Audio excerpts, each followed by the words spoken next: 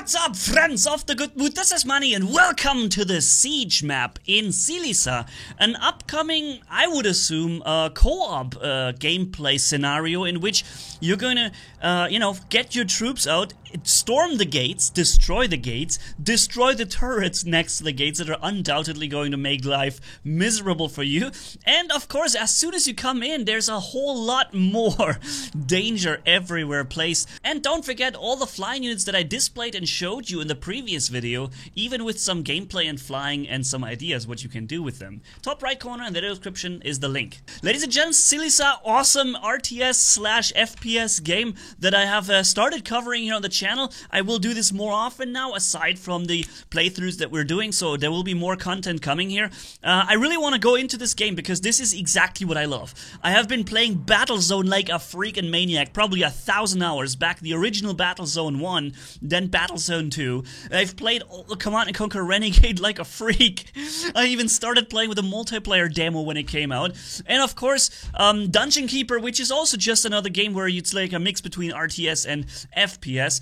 And this is exactly my forte, if we want to put it like this. And this here is probably an upcoming scenario that, that's being worked on. You see all those turrets are actually working. So you'd come in here, if you actually manage to get this far. I wonder if maybe even the enemy team is able to defend in some way. Maybe there's going to be two teams on the map. Maybe it's just one side, one team trying to get through this AI-controlled fortress. And then there's going to be something happening once you make it into the center here and you probably take over this thing. That would be, I mean, this is just insanely awesome, yeah? We're going to deploy some units here and we're going to try and fight a little bit. But for now, I'm just exploring here if there's something inside the building or whatever, some switch, something you have to reach and destroy in order, like a shield or whatever, and then the planetary shield is offline, and then the Death Star can take down whatever, there's a whole bunch of theories in my mind right now, but as you see here, I'm really excited. So let's spawn a few units. The thing is, in this case, I spawned it the wrong team. It's a default team, which is a Sol team. Same team as the turrets are. Obviously not exactly the right thing to do. We have to switch team over to, for example, aliens. We can deploy tanks as team aliens. It doesn't matter. It's just that important that it's the enemy team, so that the turrets will actually open fire. I'm controlling the tank for now, just destroying this one right there. Boom, there it goes. Really? Was it a one-shot? No. A one-shot doesn't kill a tank, does it? Hover tank versus hover tank. One shot? No. Maybe because I hit him from behind? Is there like a double damage or more increased damage when you hit from behind? I didn't know that. Now, I'm not controlling the tank. The tank is now controlling itself, AI controlled by the aliens, basically. You see the turret, the tank is immediately beginning to fire at the turrets. And very interesting, you see this deflected projectile? You see how it's spinning?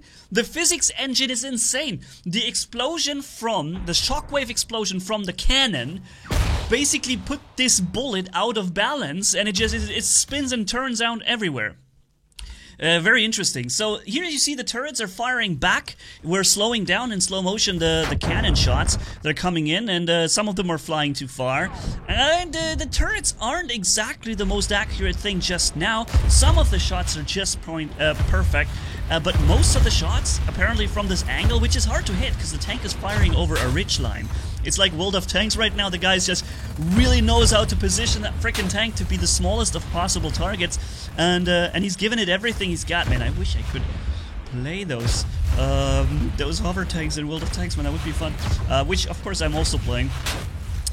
So far, there hasn't... Oh, that was a good hit on the tank. It's still there, though. It was not a full direct hit. It was just a splash hit next to it. And you'll see eventually this turret will suffer damage. It will go down.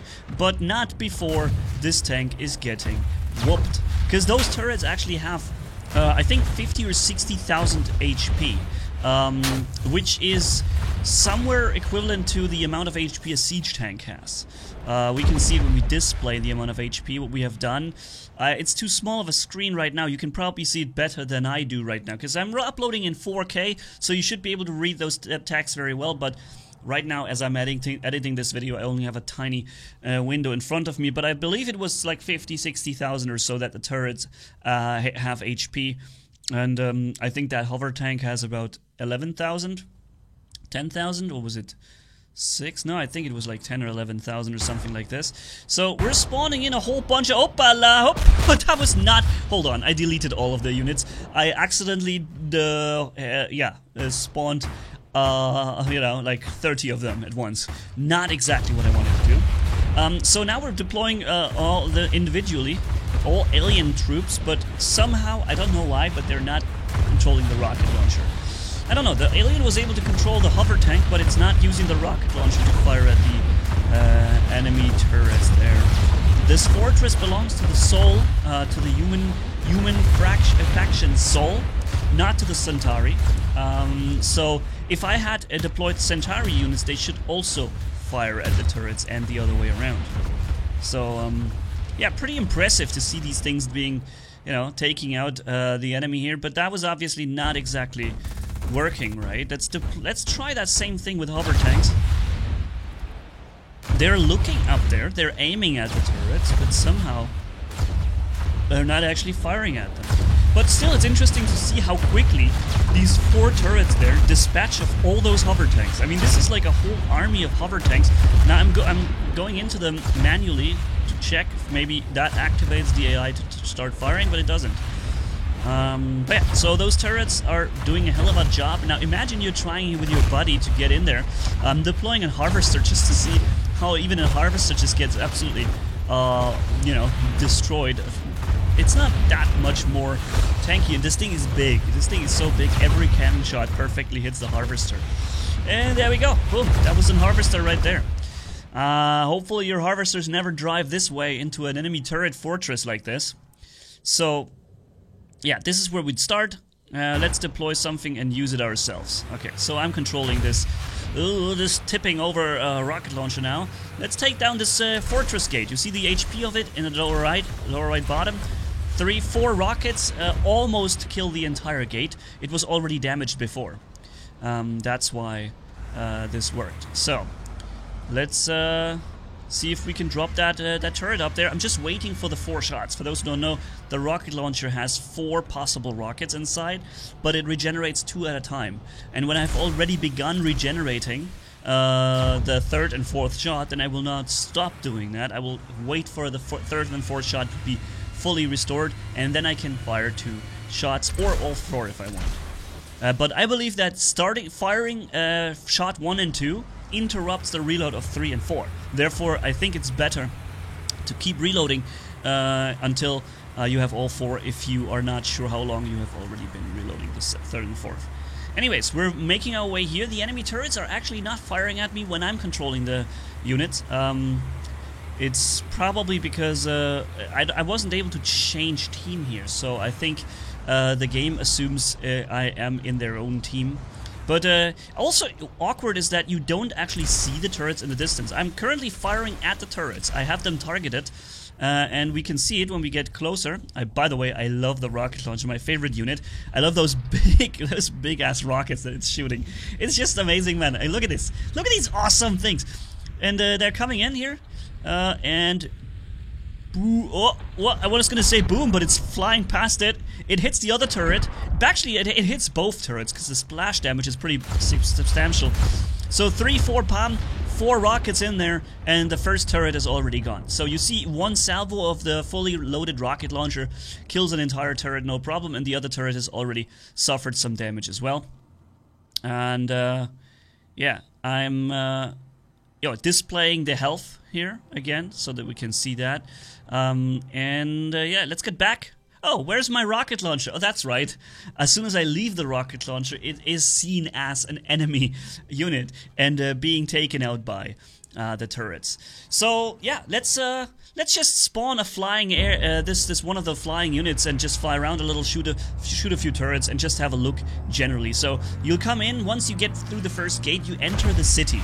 The city has also turrets all over the place. You see them marked in blue, and then those 4 big turret placements on the outer sides, pretty far away, but in range of those turrets, so they do actually fire at you at that range. They will target you the entire way through the city. Even the city turret, the fortress turrets that are coming up when we get into the city, I'll show you in a sec, they also target you. But pretty much as soon as you enter through the gate. I mean, at this point right here, you're already getting shot by the enemy turrets. The ones that are all the way over in the distance here. So, disabling the health function, just fly in there. That's another turret right here. You cannot forget about this one before you cross the bridge. That bridge would be a pretty difficult thing to cross when all the turrets are shooting you, so I assume you need to take care of them first. I'm not sure exactly how it would look like when this enters the game. Flying units, of course, would make it a lot easier to do all this because you can dodge the turret shots. It's much more difficult to dodge turret shots when they can shoot on top, from up top on you with splash damage exploding next to you. So even if they would miss your tank or whatever, the exploding shell next to you will still deal damage to you. So it would be very difficult with driving units to not take damage from those turrets. You'd have to really fast and immensely skillful to not get killed.